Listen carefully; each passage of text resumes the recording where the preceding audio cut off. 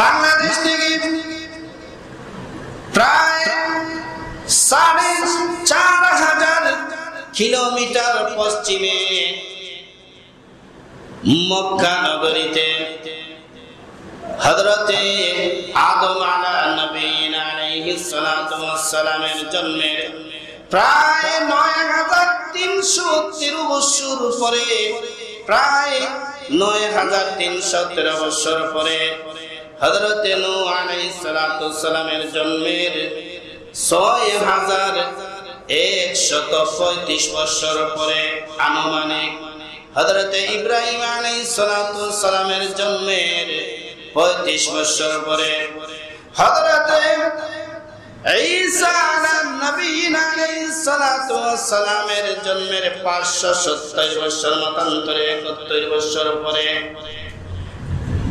২০ April মতান্তরে ২২ April Mecca নগরীতে বাবা আব্দুল্লাহর উরুসে মা আমিনার কুলে বিশ্ব নবী জনাবে মুহাম্মদুর রাসূলুল্লাহ সাল্লাল্লাহু আলাইহি ওয়াসাল্লাম ৮ রবিউল আউয়াল মতান্তরে ৯ অথবা ১১ ১২ রবিউল আউয়াল সুবহে সাদিকের সময় সমস্ত দুনিয়াকে উজালা করে বিশ্ব নবী জনাবে মুহাম্মদুর রাসূলুল্লাহ তশরিফ এনেছেন, সমস্ত দুনিয়াকে আলোকিত করে জুড়ে বলেন সুবহানাল্লাহ।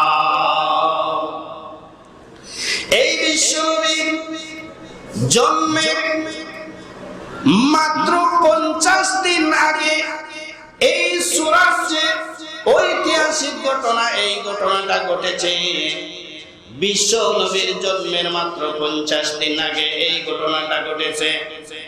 আমার মুসলমান ভাইরা একটু লক্ষ্য করে দেখুন, আল্লাহর নবীর জন্মের ৫০ দিন আগের ঘটনা, কিন্তু আমার আল্লাহ রব্বুল আলামিন বিশ্ব নবীর জন্মের ৫০ বছর পরে আল্লাহ বিশ্ব নবীর কাছে ওয়াজ করে বর্ণনা করে দেন। জোরে বলেন আল্লাহু আকবার। বিশ্ব নবীর জন্মের ৫০ দিন আগের ঘটনা, জন্মের ৫০ বছর পরে আমার আল্লাহ বয়ান করেন, বিশ্ব নবীকে জানাইয়া দেন। আল্লাহ রাব্বুল আলামিন বলেন, আলাম তারা কাইফা ফাআলা রাব্বুকা বিআসহাবিল ফিল। ওগো নবীজি, আপনি কি দেখেন নাই, আপনি কি জানেন নাই, আপনি কি শুনেন নাই, আপনি কি ইতিহাস পড়েন নাই, আপনি কি দেখেন নাই তোমার আল্লাহ হস্তি বাহিনীর সাথে কেমন আচরণ করেছে? জোরে বলেন আল্লাহু আকবার। আমার মুসলমান ভাইরা, এখানের মধ্যে আরেকটা প্রশ্ন ঢুকে যায়।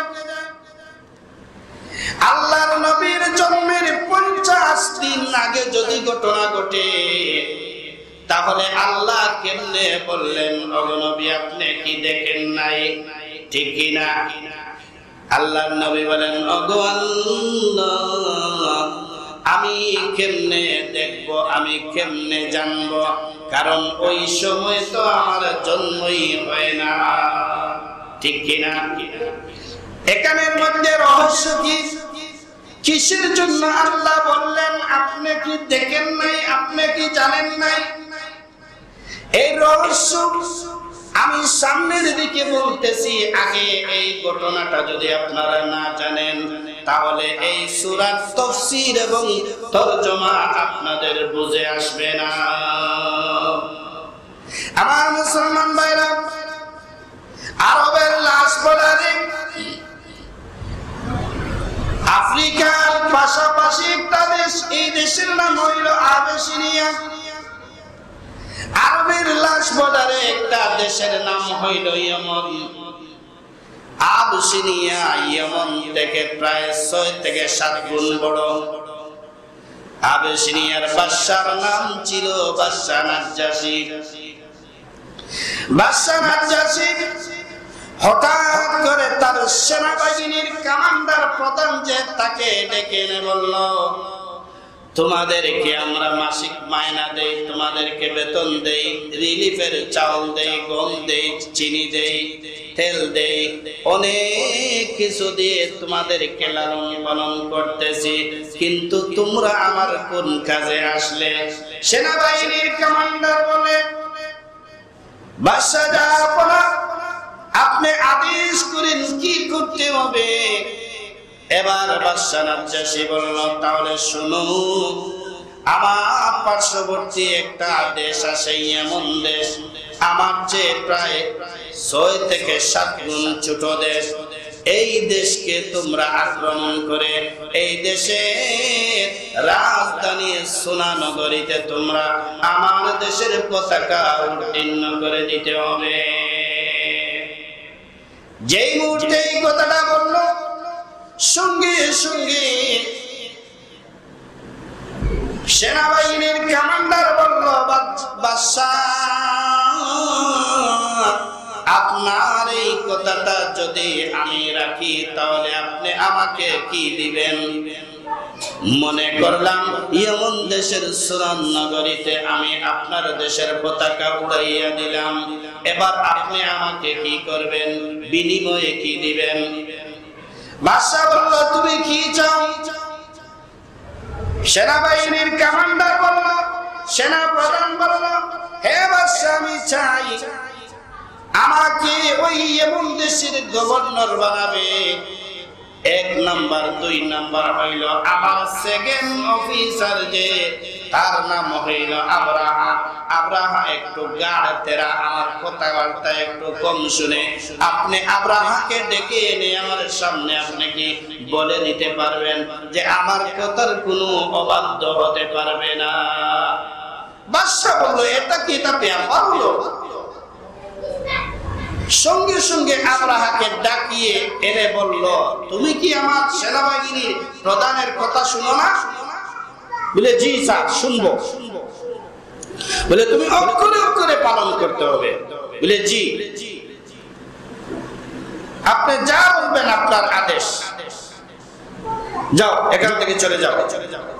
সেনাবাহিনীর প্রধানকে বলল, আমি আবরাহাকে ডেকে তোমার সামনে এনে বললাম, ঠিক আছে তো? খুশি? বলে, হ্যাঁ খুশি। বলে, তোমার 2 নম্বর আবদার আনো, কাগজ আনো, কলম আনো, আমি লিখে দেই যে ইয়েমন দেশ যদি তুমি দখল করে আমার পতাকা উড়াইয়া দিতে পারো তাহলে ইয়েমন দেশের গভর্নর বানাবো। তোমার লিখে দিই। সেনাবাহিনী সঙ্গে সঙ্গে সেনাবাহিনীর যত ফৌজ আছে সবাইকে 2 ভাগে বিভক্ত করে এমন ভাবে ইয়েমন দেশের উপরে হামলা চালাইল। মাত্র 1 ঘন্টার বিনিময়ে ইয়েমন দেশের সুনাম নগরীতে নাজ্জাশীর দেশের আবশিনিয়ার পতাকা উড়াইয়া দিয়েছে। জুড়ে বলেন নাউজুবিল্লাহ। এবার পতাকা উড়াইয়া বাদশার সামনে এসে পড়ে, বাদশাজি আপনি তো বলেছিলেন আমাকে ইয়েমনের গভর্নর বানাবেন, আপনার কথা মতো আমি ইয়েমনের সুনাদ নগরীতে আমি আপনার দেশের পতাকা উড়াইয়া দিয়েছি, এবার আপনার কথা রাখেন। এই সময় আবরাহার চির উপস্থিত আবরাহা বলে, বাদশাজি কখনো হবে না, আপনার সেনা প্রধান তো কোনো যুদ্ধ করেন নাই, শুধু ওয়্যারলেস নিয়ে ঘুরাইছি, যুদ্ধ তো করেছি আমি, সে কখন যুদ্ধ করলো? বাদশা নাজ্জাশী এবার বিপদের মধ্যে পড়ে গেল, তারা দুজনের মধ্যে বিতর্ক। নাজ্জাশী মনে মনে ভাবলো কি করা যায়। এবার আবরাহা বলল, শুনেন আমি একটা প্রস্তাব দিই। বলে, কি প্রস্তাব? আমি খুব সংক্ষেপে বলছি, অনেক লম্বা ইতিহাস, কারণ আমার সময় হাতে কম, আর যেহেতু সূরাটা ধরছি চেষ্টা করবো কিছু না কিছু আপনাদেরকে বুঝিয়ে দেওয়া। এবার আমরা বললাম, আমার কমান্ডার প্রধান সেনা প্রধান তাকে দিয়ে আর আমাকে দিয়ে আপনি যুদ্ধ বাজাইয়া দেন, যে যাকে বাগাইতে পারে সে হবে ইয়েমন দেশের গভর্নর। এইভাবে আমি মানব না, কারণ আমি যুদ্ধ করেছি, আমি দেশকে দখল করেছি, আর মাঝখান থেকে সেনা প্রধান গভর্নর হয়ে যাবে, এটা কেমনে হয়? বাদশা বিপাকের মধ্যে পড়লো। বাদশা মনে মনে ভাবলো, তাহলে তোমরা যদি যুদ্ধ করে একে অন্যকে শেষ করে দিতে পারো, তাহলে থাকবে একটা আমারও বিপদ মুক্ত। ঠিক কিনা? ঠিক আছে, যুদ্ধ করো। একটা কলেজের মাটির মধ্যে যাইয়া আব্রাহা এবং সেনা কমান্ডার যুদ্ধ শুরু হয়ে গেল। একে অপরকে এবার গুলি ছুড়ে মারে, একে গুলি মারে, অপরে ফিরাইয়া দেয়, সে গুলি করে আবার সে ফিরাইয়া দেয়। এক পর্যায়ে আব্রাহা এমন একটা গুলি করেছে, বাদশার সেনা প্রধানের কমান্ডারের মাথাটা উড়াইয়া ঘটনাস্থলের মধ্যে স্পট মারা যায়। এই মাথাটা নিয়ে বাদশার দরবারে এসে বলল, এই দেখেন, আপনার কমান্ডার যদি দেশটা দখল করত তাহলে আমাকে হারাইতে পারত।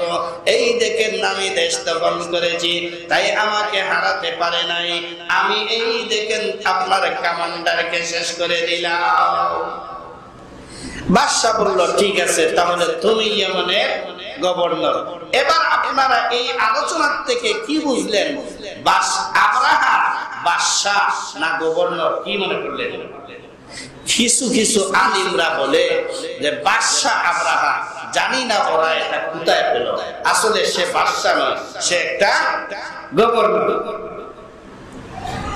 এবার এমন বেশ সুন্দর করে সাজানোর জন্য বাদশাকে নাজ্জাশীকে বলল, আপনি আমাকে স্বর্ণ দেন, মুদ্রা দেন, আপনি আমাকে কিছু টাকা পয়সা দেন, এই টাকাগুলা নিয়ে আমি ইয়েমন দেশকে সুন্দর করে সাজাবো।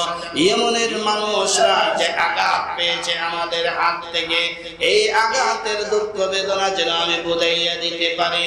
এবার নাজ্জাশী বলল, ঠিক আছে, তোমার যা অর্থ সম্পদ স্বর্ণ মুদ্রা লাগে এইগুলা নিয়ে তুমি এমন দেশকে সুন্দর করে সাজাও। আমার মুসলমান ভাইরা, এমন সময় হজের মৌসুম চলে এসেছে, হজের মৌসুম এসেছে। এবার খ্রিস্টানদের মধ্যে যারা ইমানদার, খ্রিস্টান ইমানদার, এরা কি করলো? হজ করার জন্য, বাইতুল্লাহ তাওয়াফ করার জন্য দলে দলে তারা যাকে যাকে বাইতুল্লাহর দিকে রওনা হয়ে গেল। কেউ ঘোড়া নিয়ে, কেউ উট নিয়ে, কেউ হেঁটে, যে যেভাবে পারে দলভুক্ত হয়ে বাইতুল্লাহ তাওয়াফের জন্য রওনা দিয়েছে। এবার গভর্নর আব্রাহা যেই মুহূর্তে দেখেছে যে মানুষ দলে দলে কোথায় যেন রওনা হয়ে গেল, এবার তার পুলিশ বাহিনীদেরকে হাজির করে বলল, আমার দেশের এই জনগণ দল বাঁধিয়ে কোথায় রওনা হয় বলে এখন হজের মাস, এই জন্য তারা হজ করতে যায়। হজ করতে কোথায় যায়? মক্কা নগরীতে। মক্কা নগরীতে গিয়ে কি করে? ওখানের মধ্যে আল্লাহর ঘর আছে, আল্লাহর ঘর তাওয়াফ করে, আল্লাহর ঘর তাওয়াফ করে যদি সে ফিরে আসে তাহলে এমন ভাবে সে নিষ্পাপ হয়ে যায়, মনে হয় যেন এই মুহূর্তে তার মা তাকে জন্ম দিয়েছে।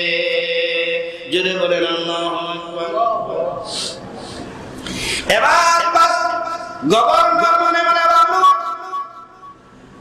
মুসলমানরা দলে দলে কাবাকে তাওয়াফ করতে চায় না, না না, আমি এটা হতে দিব না। তার হিংসা আসছে। এইরকম হিংসা বর্তমানে আমাদের দেশে আছে না নাই? আমাদের দেশে কিছু উগ্রবাদী আছে, এরা মুসলমানদেরকে ধ্বংস করতে চায়, মুসলমানের ঈমান নষ্ট করতে চায়। 90% মুসলমানের দেশে 56,000 বর্গ মাইলের ভিতরে মুসলমানের ভিতরে দ্বন্দ্ব লাগাইয়া বাংলাদেশের পবিত্র জমিনকে অপবিত্র করতে চায়। ঠিক কিনা? এমন ধরনের মুনাফিক যারা আছে, এদের চেহারা একটু আমাদের সামনে ভেসে উঠেছে।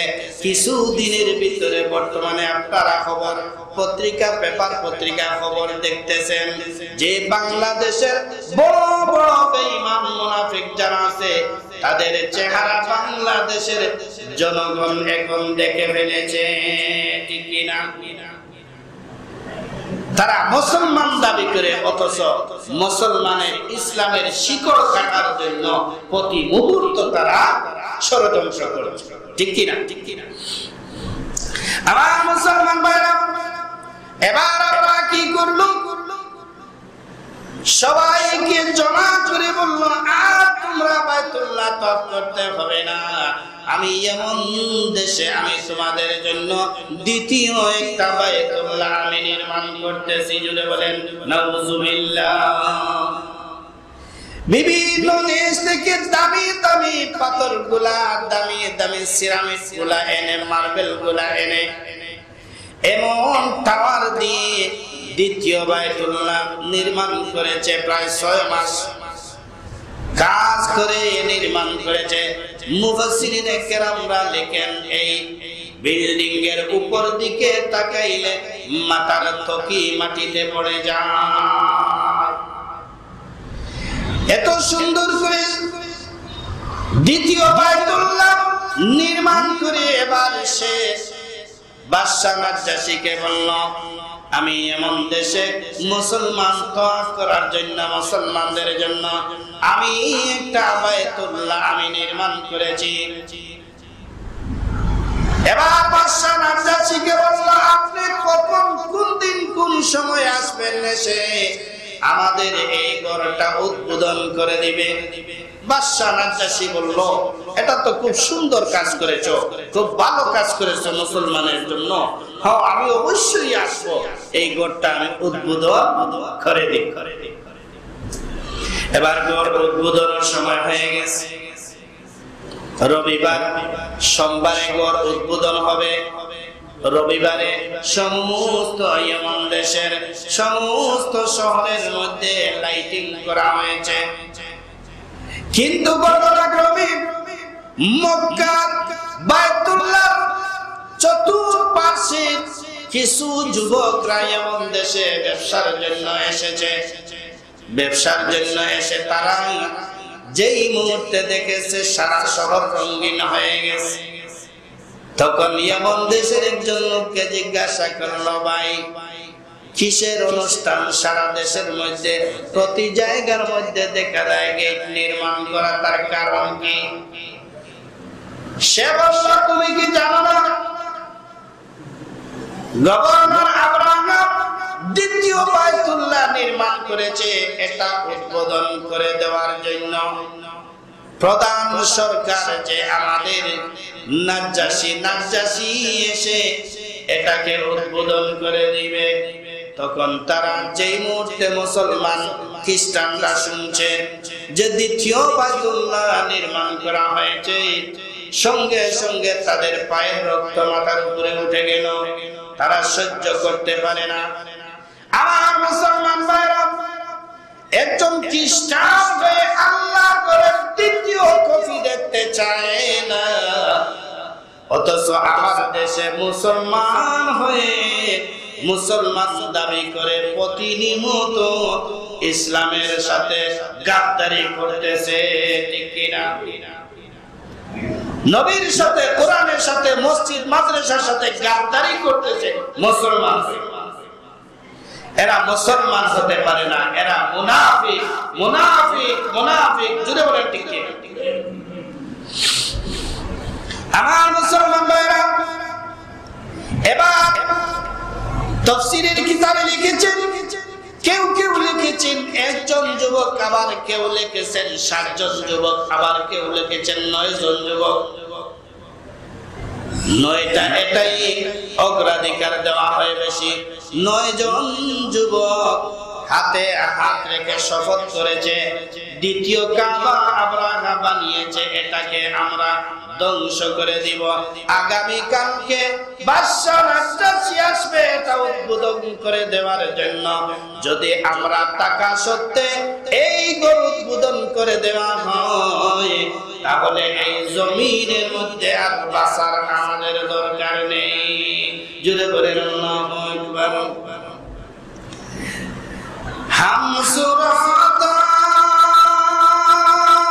হাম সিরাতে মুস্তাফা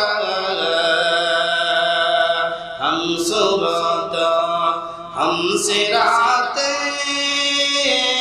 মুস্তাফা দর তমামি হালে কুন ইত্তিবা ইত্তিবা সুন্নতে খায়রুল বাশর গিরে নাজিম তাবয়াবে আই পেসার।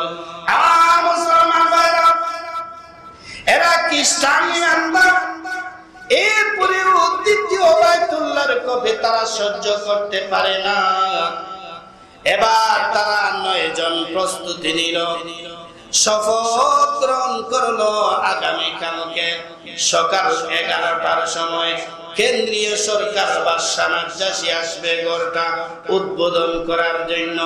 না না না না, এই ঘর উদ্বোধন করা দেওয়া হবে না, এর আগে রাতের ভিতরে আমরা নিজেরাই উদ্বোধন করে দিব। জুড়ে বলেন আল্লাহু আকবার। 9 জন যুবক একত্রিত হয়ে গভীর রজনীতে এবার দ্বিতীয় বাইতুল্লাহর সামনে যাইয়া দেখে পাহারাদার সিকিউরিটি তাদেরকে বলল, ভাই নতুন বাইতুল্লাহ নির্মাণ করা হয়েছে, একটু সুযোগ দাও, আমরা ভিতরে একটু ঢুকবো। কিসের জন্য ঢুকবে? একটু নামাজ পড়বো। না না, নামাজ পড়তে দেওয়া হবে না, আগামীকালকে কেন্দ্রীয় সরকার আসবে, কেন্দ্রীয় সরকার এসে এই ঘরকে উদ্বোধন করে দিবে। উদ্বোধন করার পরে সবার জন্য উন্মুক্ত করে দেওয়া হবে, এর আগে কেউ যেতে পারবে না। যেই সময় এই কথা বলে তাদেরকে প্রতিহত করল 9 জন যুবক, যত সিকিউরিটি আছে সবটিকে হ্যান্ডকাপ লাগাইয়া একটা কোণার মধ্যে বসাইয়া চতুর্দিকে হাত পা বান্ধিয়া 9টা একসাথে এই দ্বিতীয় বাইতুল্লাহর মধ্যে এমন দেশে ঢুকলো। দুইকা এই 9 জনের প্রধান সে বলল, আর দেরি করো কেন? যার ভিতরে যত পেশাব আছে আর পায়খানা আছে এখানের মধ্যেই তোমরা করে দাও। 9টা একত্রিত হয়ে এই ঘরের মধ্যে পায়খানা করলো, পেশাব করলো, এত ঝাড়ু নিয়ে পেশাবে আর পায়খানায় একত্রিত করে সারা ঘরকে লেপটাইয়া এরপরে তারা চলে গেল। ভোরবেলা এবার বাদশা নাজ্জাশী আসবে, কিন্তু ওইদিকে আব্রাহার কাছে খবর যায়, স্যার আজকে ঘর কোনোভাবে উদ্বোধন করা যাবে না। কেন যাবে না? আগামীকালকে রাত্রে 9 জন যুবক এসে আমাদেরকে বন্দী করে গোতের ঘরের ভিতরে ঢুকিয়া এমন ভাবে পেশাব পায়খানা করে ঘরকে নাপাক করে দিয়েছে, অপবিত্র করে দিয়েছে। সমস্ত দুনিয়ায় পানি দিয়ে যদি এই ঘরকে পবিত্র করা হয়, গোলাপ জল মারা হয়, 1 সপ্তাহের মধ্যে কেন 1 মাসের মধ্যেও দুর্গন্ধ যাবে না। যেই মুহূর্তে এই কথা বলল সঙ্গে সঙ্গে আব্রাহার চান্দি গরম হয়ে গেল। আব্রাহা বলে, কারা এই কাজ করেছে? তখন তারা বলল, চিনি না। কাণ্ডটা গোটাইয়া গুড়া দিয়ে, দ্রুতগামী গুড়া দিয়ে ওই দিকে চলে গেছে। তবে আমাদের মনে হয় মক্কার আশপাশের এই যুবকরা হবে, আসল বাইতুল্লাহর আশেপাশে তাদের ঘর হবে। এই কথাটা বলার সাথে সাথে সঙ্গে সঙ্গে আব্রাহা বলল, না না, দ্রুতগামী ঘোড়া নিয়ে এবার বাদশা নাজ্জাশীকে আটকানোর জন্য যায়, গিয়ে বলে, কেন্দ্রীয় সরকার সরি, আমি সরি, আগামী গত রাত্রে আমার এই যে নির্মাণ কারিগর এই দ্বিতীয় বাইতুল্লাহর ভিতরে বেয়াদব কয়টা যুবকরা ঢুকে এটাকে একদম অপবিত্র করে দিয়েছে। আজকে উদ্বোধন করার কোনো সিস্টেম নাই, এটা পবিত্র করে এরপরে আপনাকে আমি নতুন করে দাওয়াত দিব। তবে এর আগে আমার কথা হলো, যারা এই বেয়াদবি করেছে তাদের 1 নম্বর বাইতুল্লাহকে আমি আবরাহা রাখবো না। এই হইল তার শুরু। এই আবরাহা বলল তারা আমার ঘরকে ধ্বংস করেছে, আমি তাদের কাবা ঘর রাখবো না। এবার নাজ্জাশী বলল আবরাহা একটু থামো, ঠান্ডা মাথায় চিন্তা করো, তুমি যে আল্লাহর ঘর ভাঙতে যাবে, পিছনে যে ঠেলা আসবে এই ঠেলাটা কি তুমি সামলাতে পারবে? তখন সে বলে আমি ঠেলাটা বুঝি নাই, আমি যতক্ষণ বাইতুল্লাহ আমি ধ্বংস করে নাই ততক্ষণ পর্যন্ত আমি নিস্তার দিব না। জুড়ে বলেন নাউজুবিল্লাহ। আমার মুসলমান ভাইরা, এবার বাদশা অবাক হয়ে বলল ঠিক আছে, কি নিতে হবে আমার কাছ থেকে নিয়ে যাও। এবার বাদশার কাছ থেকে কিছু হাতি বাহিনী 60,000 সৈন্য বাহিনী নিয়ে আবরাহা রওনা হয়ে গেল। কিসের জন্য রওনা হয়েছে? আল্লাহর ঘরকে ধ্বংস করার জন্য। জুড়ে বলেন নাউজুবিল্লাহ। এই আল্লাহর ঘর ধ্বংস করে দেওয়ার জন্য রওনা হয়েছে। আমার মুসলমান ভাইরা, এই সূরার তাফসীর করার একমাত্র মুখ্য উদ্দেশ্য হলো এটা হইল আল্লাহর ঘর ঠিক কিনা। আল্লাহর ঘরের ঘটনা এই সূরার মধ্যে নিহিত। আপনারা সবাই এই সূরা জানেন, কিন্তু তার তর্জমা তাফসীর বুঝেন না। এই তাফসীরটা যদি আপনারা বুঝেন, ইমাম সাহেব যে সময় বলবে নামাজের মধ্যে আলাম তারা কাইফা ফাআলা রাব্বুকা বিআসহাবিল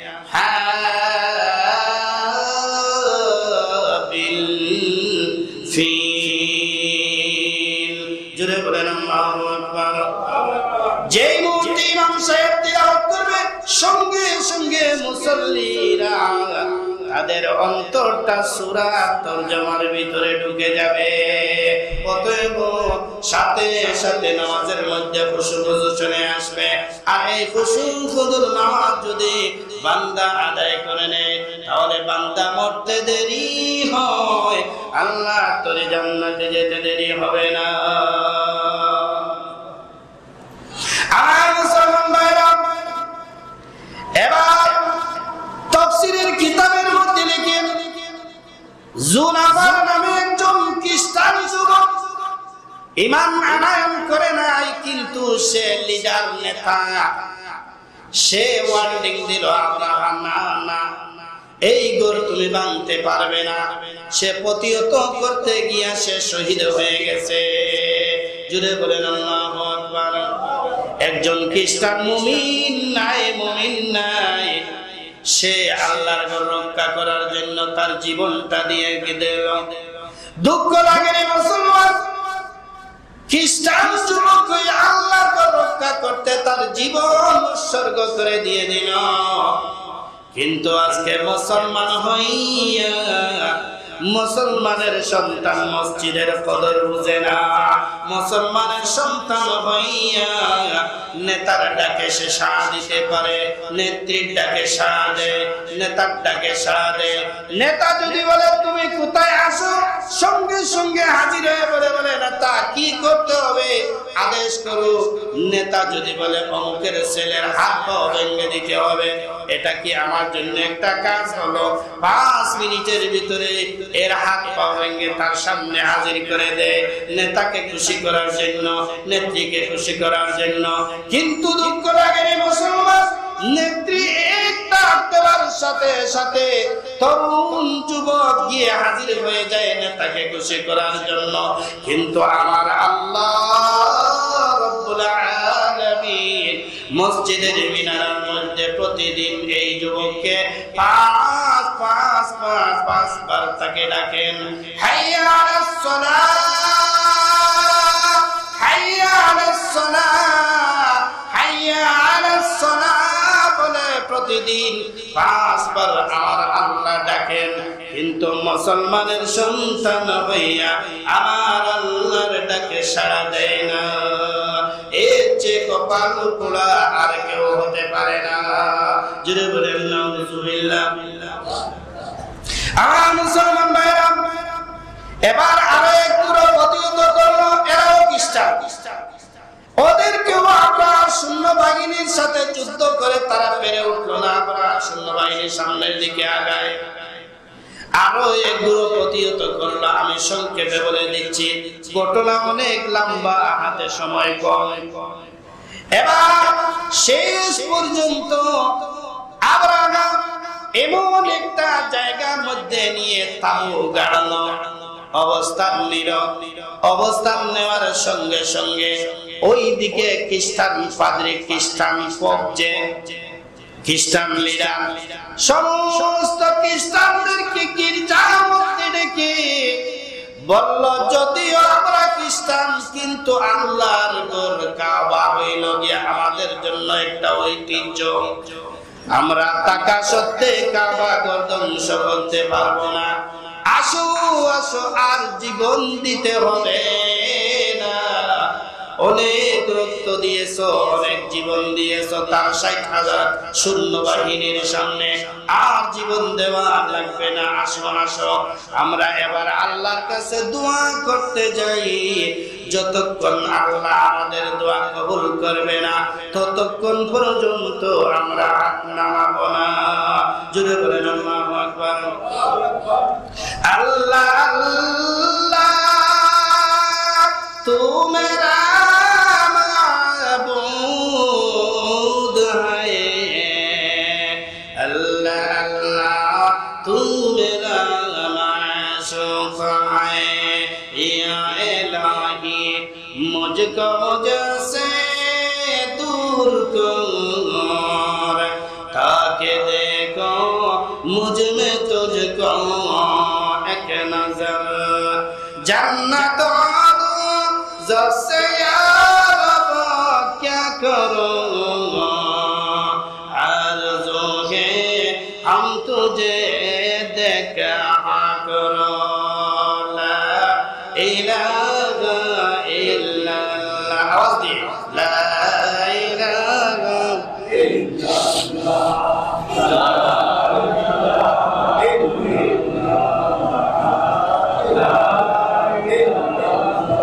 ला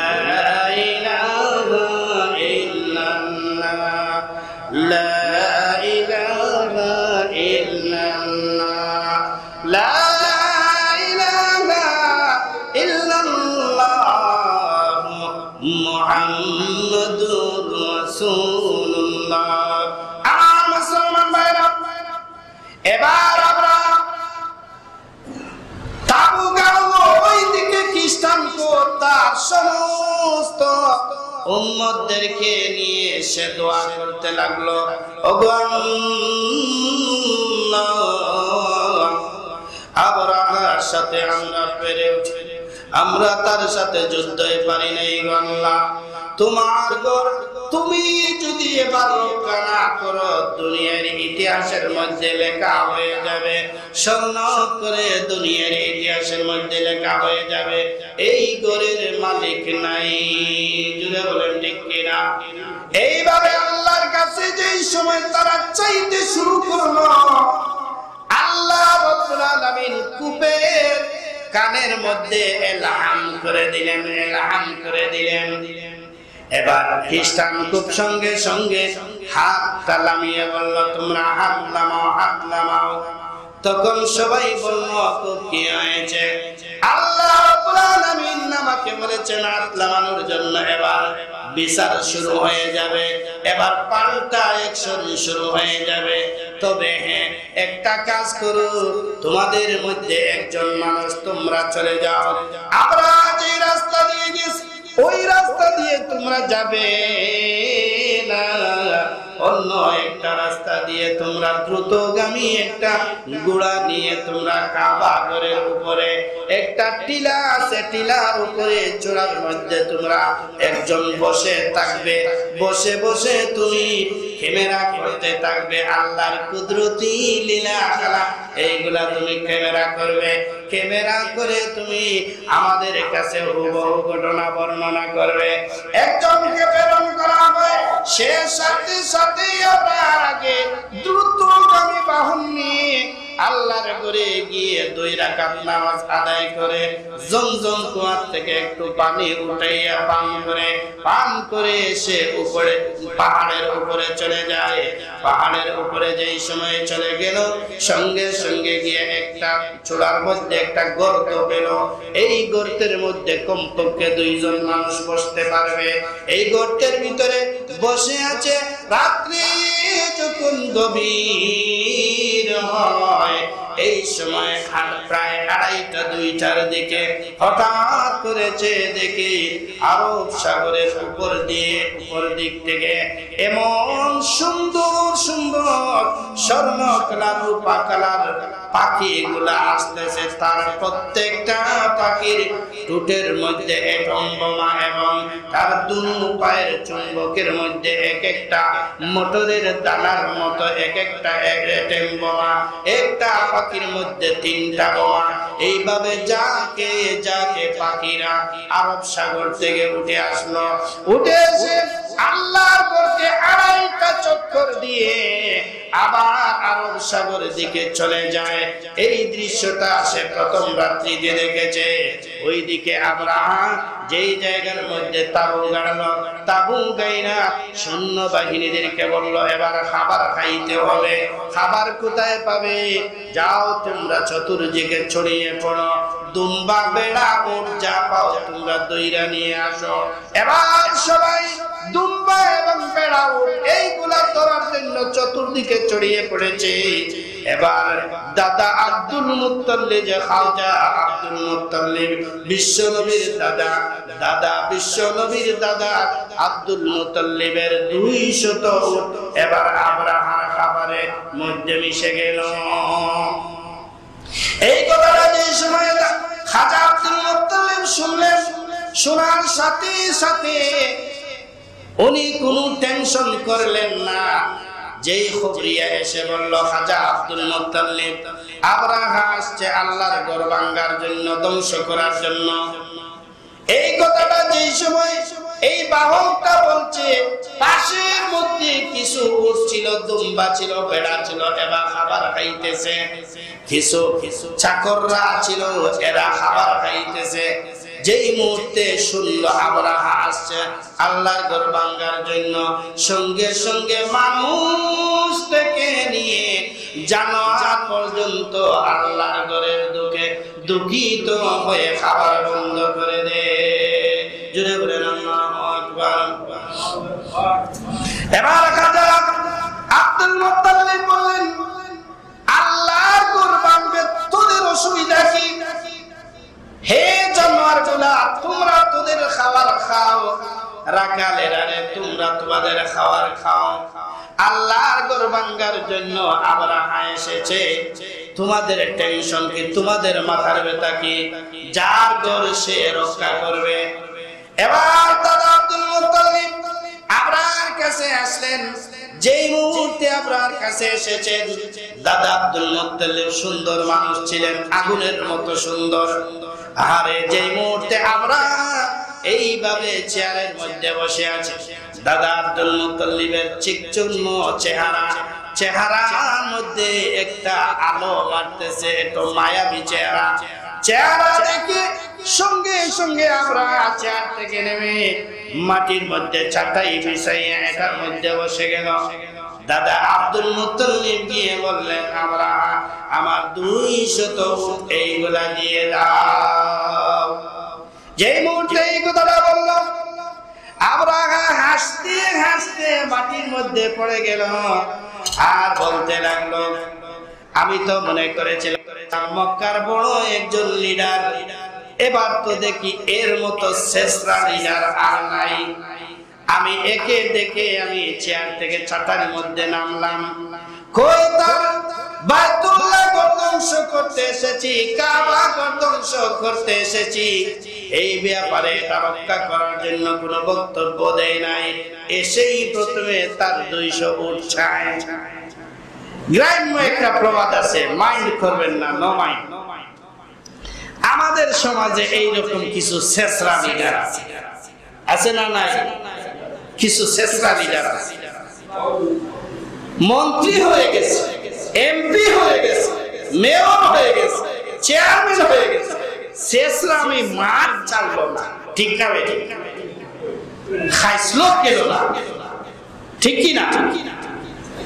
এখনো দেখা যায় ফুটপাতের ফলের দোকান থেকে চান্দা, মন্ত্রী হয়ে অটো রিক্সার কাছ থেকে চান্দা, আছে না নাই? এইরকম শেষরা নেতা আসেনি? আমরা এবার মনে মনে ভাববো, এমন শেষরা নেতা আমি তো সম্মান করে তাকে চেয়ার থেকে নেমে আমি ছাটাইয়ের মধ্যে বসলাম। এবার তার রক্ষার কথা বলে না, এসে প্রথমেই দেখা যায় তার উটের কথা বলে। এই কথা শোনার সাথে সাথে দাদা আব্দুল মুত্তালিব সঙ্গে সঙ্গে বলেন, ইন্নী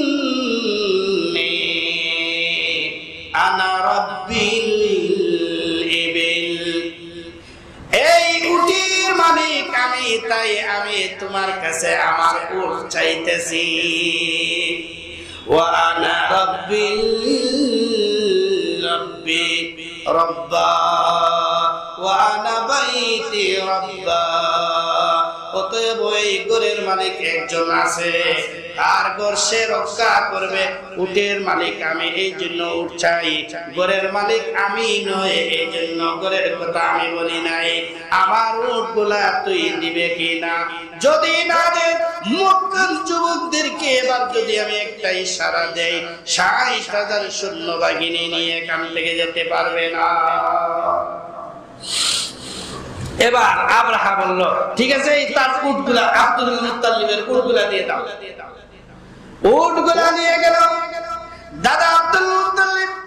এবার দেখা যায় আল্লাহ করে 2 রাকাত নামাজ আদায় করে। দাদা আব্দুল মুত্তালিব তো মুমিন ছিলেন না? না, মুমিন ছিলেন না, খ্রিস্টান ধর্মের ইমানদার ছিলেন। দাদা আব্দুল মুত্তালিব আল্লাহর ঘরের গিলাফের ঘরের মধ্যে বলে, প্রভু আমার সামনে আপনার ঘর, এটা হইল আমরা মক্কাবাসীর জন্য একটা অহংকার। ও প্রভু, এই মক্কার কোনো দাম ছিল না, কোনো দাম ছিল না। আপনার ঘরের খাতিরে, কোরআন নাযিল হওয়ার খাতিরে, বিশ্ব নবীর খাতিরে এই মক্কা নগরীর এত দাম বেড়েছে, তামাম দুনিয়া একত্রিত করলে হয়তো দাম হবে না। যদি বলেন আল্লাহু আকবার। হে প্রভু, আপনার ঘরে ভাঙার জন্য, ধ্বংস করার জন্য আসছে আমি সামান্যতম একজন খাদিম। আপনি যদি এই ঘরটা রক্ষা না করেন, তাহলে দুনিয়া ইতিহাসের মধ্যে স্বর্ণাক্ষরে লেখা হয়ে যাবে এই ঘরের কোনো মালিক নাই। দাদা আব্দুল মুত্তালিবের কানের মধ্যে লাম হয়ে গেল। এবার উনিও পাহাড়ের উপরে গেল অন্ধকার রজনীতে। পাহাড়ের উপরে যাইয়া দাদা আব্দুল মুত্তালিব একটা গর্ত খুঁজেছে। গর্তের মধ্যে ঢুকে কিছুক্ষণ বসবো, আল্লাহর নিদর্শন দেখবো, আল্লাহ কিভাবে আমরাকে ধ্বংস করে এটা দেখবো। দেখার জন্য গর্তের মধ্যে ঢুকতেছে। অতক্ষণ গর্তের মধ্যে গিয়া গলা পর্যন্ত ঢুকাইছে। এবার দেখা যায় আরেকজনের মাথার সাথে ঠক্কর লাগছে। দাদা আব্দুল মুত্তালিব বললেন, কে রে? বলে, আপনি কে? বলে, তুই কে গাতের ভিতরে? বলে, আমি তো 2 দিন ধরে এখানে আছি। আমি আব্দুল মুত্তালিব। ও, আপনি মুত্তালি, কাবাগরের মুত্তালি, আব্দুল মুত্তালিব, আসেন আসেন। তুমি কে? বলে, আমি ওই এমন দেশ থেকে আমি আসছি, আমাকে কে খ্রিস্টান খুব আমাকে পাঠাইছে। বলে, তুমি এখানে কেন আসছো? আমরা দোয়া করেছিলাম আল্লাহর কাছে, আল্লাহর কাছ থেকে ইলহাম এসেছে, আল্লাহর নিদর্শন দেখার জন্য আমি এখানে আসছি। বলে, তো কি নিদর্শন দেখলে 2 দিনের মধ্যে? দাদা আব্দুল মুত্তালিব প্রতিদিন রাতে যে সময় গভীর হয়ে যায়, রাত যখন 2টা থেকে 2:30টা হয়ে যায় গো, তখন দেখি আরব সাগর থেকে উঠে এক ঝাঁক পাখি আসে, আয়েশা আল্লাহর ঘরকে 2:30টা চক্কর দিয়ে আবার চলে যায়। তাহলে ঠিক আছে, এবার 3 নম্বর রাত্রে আমিও দেখব। এবার রাত্রে যখন গভীর হয়ে গেল, রাত্রে গভীর হওয়ার সাথে সাথে দাদা আব্দুল মুত্তালিব দেখেন আরব সাগর থেকে এমন পাখির জাত, তাইরান আবাবিল। আমরা কিছু কিছু মানুষরা বলে আবাবিল পাখি দ্বারা আল্লাহ তার ঘর রক্ষা করেছে। না না না না, এটা ভুল, এটা ভুল। তাইরান শব্দের অর্থ হইল পাখি, আবাবিল শব্দের অর্থ হইল যাকে যাকে। ইবিলুনের বহুবচন হইল আবাবিল, ইবিলুন হইল যাকে, আবাবিলুন হইল যাকে যাকে। এবার যাকে যাকে পাখিরা এসে আল্লাহর ঘরকে 2:30টা চক্কর দিয়ে তপ করে এবার দেখা যায় সরাসরি আবরাহা যেই জায়গার মধ্যে গিয়ে তাবু গাড়ছে ওই দিকে রওনা, এই দিকে রওনা হয়ে গেছে। মুফাসসিরিনে কেরামরা লেখেন টুটের মধ্যে একটা গুল্লি আছে, 2 পায়ের মধ্যে এক একটা গুল্লি আছে।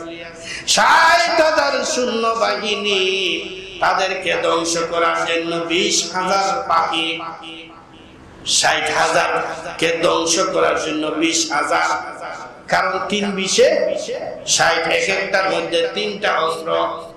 এমনকি এই এক একটা যে গুল্লি আছে, এই গুল্লির মধ্যে কোন দুশমনকে মারতে হবে তার নামটাও লেখা আছে। আল্লাহু আকবার। তারমিহিম বিহিজারাতিন মিন সিজ্জিল। হিজারা এটা এমন পাথর, এটাকে কাঁচা মাটি দিয়ে ইট যেভাবে বানায় এইভাবে বানাইয়া খোদাই করে এটা জাহান্নামের আগুন, লেলি হাসিকা আগুন দিয়ে এটাকে এত শক্ত করে দেওয়া হয়েছে। আর খোদাই করে এটার মধ্যে নাম লেখা আছে, পাখির নাম। অতএব 3টা দুশমনের নাম, যে 3টা দুশমনের নাম লেখা আছে, এই 3টা ব্যতীত অন্য কারো উপরে এই পাখি ছাড়বে না। যদি বলেন আল্লাহু আকবার। এবার যে সময় এসে 60,000 সৈন্য বাহিনীর উপরে অতর্কভাবে হামলা করতে শুরু করেছে। হামলা যেই সময় শুরু করেছে, হাত্তা ইয়াখরুজু মিন দুবুরিহি, তিরমিজি শরীফের বর্ণনা আছে, পেটের নারী বুড়ি গুলো পিছনের দরজা দিয়ে বের হয়ে গেল। জুড়ে বলেন আল্লাহু আকবার। ফাজালাহু কাসফিল মাকুল। মাকুল শব্দের অর্থ হইল, মুফাসসিরিনে কেরামরা তার ব্যাখ্যা করেন, উট এবং গাবি গরু। আমরা গরু, উট এবং গাবি যেগুলা খাবার খায়, সারা দিন খাইয়া থাকে, নিয়ে সন্ধ্যার সময় আপনি বান্ধিয়া রাখলেন গোয়ালের মধ্যে। এবার দেখা যায় রাত্রে 12টার সময় মাজন সাহেব যাইয়া গোয়াল ঘরে দিয়ে লাইট মারছে, দেখা যায় তার দামাটায় দেখা যায় এইভাবে মুরব্বীরা যেভাবে গোয়া সিবায়, সুপারি সিবায়, এইভাবে সিবাইতেছে, ঠিক কিনা? তার গায়েও দেখা যায় দুধের গায়ে আছে, ওইটাইও দেখা যায় গোয়ার মতো সিবাইতেছে, সুপারির মতো সিবাইতেছে, ঠিক কিনা? এইভাবে সারা রাত্রিতে চিবাইয়া এই যে সাত্তু সাত্তু করে বুশির মতো ফাজারাহুম কাসফিম মাকুল। মাকুল শব্দের অর্থ হইল, আল্লাহ রাব্বুল আলামিন বলেন, ওগো নবীজি, এক একটা পাথরের নিক্ষেপের কারণে এই মাকুলের মতো, বুশির মতো, তুলার মতো তারা উড়ে গেছে, নেস্তনাবুদ হয়ে গেল। আমার মুসলমান ভাইরা, এবার আসেন প্রথম কথায়। আল্লাহ রাব্বুল আলামিন এই ঘটনা ঘটেছে বিশ্ব নবীর জন্মের 50 দিন আগে, অথচ আল্লাহ বর্ণনা করতে বলেন, আলাম তারা কাইফা ফাআলা রাব্বুকা বিআসহাবিল ফিল। ওগো নবীজি, আপনি কি দেখেন নাই আপনি কি দেখেন নাই, আপনি কি দেখেন নাই আমি হস্তি বাহিনীর সাথে তাদের কৌশল, তাদের যত ধরনের ষড়যন্ত্র ওইগুলাকে কেমনে ধূলিসাৎ করে দিয়েছি, ধ্বংস করে দিয়েছি, আপনি কি জানেন নাই? এবার প্রশ্ন আসতে পারে, আল্লাহর রাসূল তো জন্ম হয় নাই, তাহলে জানবেন কেমনে? আল্লাহ এটা কি জানে না যে বিশ্ব নবীর জন্ম হয় নাই? তাহলে কেন বললেন আপনি কি জানেন না? এর একটা কারণ আছে, এটা আমি বুঝাইয়া দিয়ে শেষ করে ফেলবো। আমার মুসলমান ভাইরা, মাত্র 5 মিনিট ইনশাআল্লাহ আজানের বিরতি দিয়েই প্রয়োজনে শেষ করে দিব। আমি খুব সংক্ষেপে এটা কথা বুঝিয়ে দিই। আমার মুসলমান ভাইরা, এবার আল্লাহর নবী বিশ্ব নবীর সাহাবী আবু বকর সিদ্দিক রাদিয়াল্লাহু তাআলা জোহরের নামাজে চলে গেছেন। ওনার একজন মেয়ে, দুইজন মেয়ে ঘরে ছিল। একজন মেয়ে ছিল একটু বড় 12 বছরের, একজন মেয়ে ছিল ছোট 6 বছরের। 12 বছরের মেয়ে যে তার কাছে একজন ভিক্ষুক আসলো। ভিক্ষুকের হাত নাই, ভিক্ষুকের একটা চক্ষু কানা, ভিক্ষুকের বিভিন্ন অঙ্গ নাই। অতএব দেখা যায় আরবি ভাষায় কথা বলে না ফার্সি ভাষায় কথা বলে। ভিক্ষুক এসে প্রতিদিন দেখা যায় ওনার কাছে ভিক্ষা চায়। তখন এই মেয়েটা বলল, চাচা যান, আপনি প্রতিদিন শুধু আমার বাড়িতে আসেন, আর কি এই দেশের মধ্যে বাড়ি নাই? বলে, মা গো, আমি তো আর কোনো ঘর বাড়ি চিনি না, মক্কার বাহিরে আমি যেতে পারি না, আমি বৃদ্ধ মানুষ, অসুস্থ মানুষ, পঙ্গু মানুষ, আমি মক্কার বাহিরে যেতে পারি নাই। চাচা আপনার বাড়ি কোথায়? আপনার কোথায় আর আমাদের কোথায় তো মিল নাই। তখন বলল, মা গো, আমার বাড়ি কোথায় এটা তোমাকে আমি বলবো না। তোমার বাবা কোথায়? বলে, আমার বাবা নামাজে গেছে। ঠিক আছে, আমি বসছি, নামাজ থেকে আসো, আসার পরে তোমার বাবার কাছে আমি বলবো আমার বাড়ি কোথায়। ঠিক আছে চাচা, বসেন। এবার ওই মেয়েটা তাকে খাবার দিলেন। বসে বসে এই ভিক্ষুকরা খানা খাইতেছে। এমন সময় আল্লাহর নবীর সাহাবী হযরতে আবু বকর সিদ্দিক রাদিয়াল্লাহু তাআলা এসে দেখলেন ভিক্ষুক বয়ে খানা খাইতেছে, বসে বসে খানা খাইতেছে। তখন আবু বকর বললেন, ভাই তোমার বাড়ি কোথায়? তখন সে বলল, আমাকে বিশ্ব নবীর দরবারে নিয়ে চলো, তোমার কাছে আমি বলবো না, তুমি আমার কথা বুঝবে না। ঠিক আছে, বিশ্ব নবীর দরবারে চলো। বিশ্ব নবীর দরবারে যাইয়া আল্লাহর নবীকে সালাম জানাইয়া বলে, ইয়া রাসূলুল্লাহ, ইয়া হাবিবাল্লাহ, ও নবীজি, আপনাকে আমি আমার পরিচয় দিব। তার আগে আপনি একটা ওয়াদা দিতে হবে। কি ওয়াদা? হলো, ও নবীজি, আমার পরিচয়টা পাওয়ার পরে আপনি আমার জানের নিরাপত্তা দিতে পারবেন নি। আল্লাহর নবী বলেন, এমন কি তোমার পরিচয়, এমন অলৌকিক ঘটনা তুমি আমাকে শোনাইবে যার কারণে তোমার জানের নিরাপত্তা দেওয়া লাগে? ঠিক আছে, তোমার জানের নিরাপত্তা দিব, বলো কি শুনাইতে চাও? এই ভিক্ষুক বলে, ওগো নবীজি, আবরাহা যেই সময় সৈন্যবাহিনী নিয়ে আসে, প্রধান যে হস্তি বাহিনীর হাতি ছিল, ওই হাতির মাহুত ছিলাম আমি গো, আমি গো। আমি জানি না আল্লাহর ঘর ভাঙার জন্য আসতেছে। যেই সময় আমার হাতি আসিয়া হাইড্রোলিক ব্রেক মেরেছে আর সামনের দিকে আগায় না, মারতে মারতে অত্যাচার করতে করতে সে রক্তাক্ত হয়ে গেছে, মাগার সামনের দিকে একটা কদম দেয় না। ওই সময় আমি মনে মনে ভাবছি কি করা যায়। আব্রাহামকে জিজ্ঞাসা করলাম, কেন এসেছ? তখন বলল, আল্লাহর ঘর ধ্বংস করার জন্য। ওই সময় আমি বলেছি, ওগো আল্লাহ, আমি আপনার ঘর ধ্বংস করার জন্য একমত নাই, আপনি আব্রাহামকে ধ্বংস করে দেন, কিন্তু আমার একটা ওয়াদা, আমাকে আপনি জীবিত রাখেন, আমাকে আপনি একটু ভিক্ষা হায়াত দেন। কেননা এই ঘটনাটা জানানোর জন্য আমি সচক্ষে আমি বিশ্ব নবীকে আমি জানাইয়া দিব।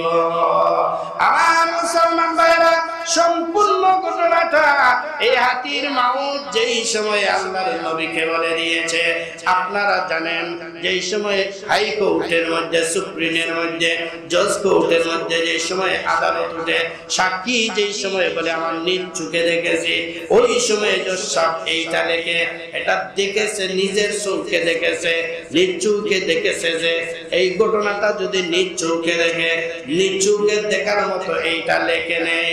ঠিক তেমনি ভাবে এই মানুষটা সশরীরে ঘটনাস্থলে উপস্থিত ছিল, তার দেখা চক্ষু দিয়ে বিশ্ব নবীর কাছে বর্ণনা করতেছে। এই জন্য আল্লাহ রাব্বুল আলামিন বলেন, আলাম তারা কাইফা ফাআলা রাব্বুকা বিআসহাবিল ফিল। ওগো নবীজি, আপনি কি দেখেন নাই, আপনি কি শুনেন নাই, আপনি কি জানেন নাই, আপনি কি ইতিহাস পড়েন নাই, আমি হস্তি বাহিনীর সাথে তার ষড়যন্ত্র, তাদের কৌশলকে আমি আল্লাহ রাব্বুল আলামিন কেমনে দুলিশাত করে দিয়েছি, আপনি কি জানেন নাই? এই জন্য আল্লাহ রাব্বুল আলামিন এই আয়াতের প্রথম শুরুতেই বলেছেন, আলাম তারা কাইফা ফাআলা রাব্বুকা বিআসহাবিল ফিল। জোরে বলেন আল্লাহু আকবার। আমার মুসলমান ভাইরা, সংক্ষেপে আমি আলোচনা করলাম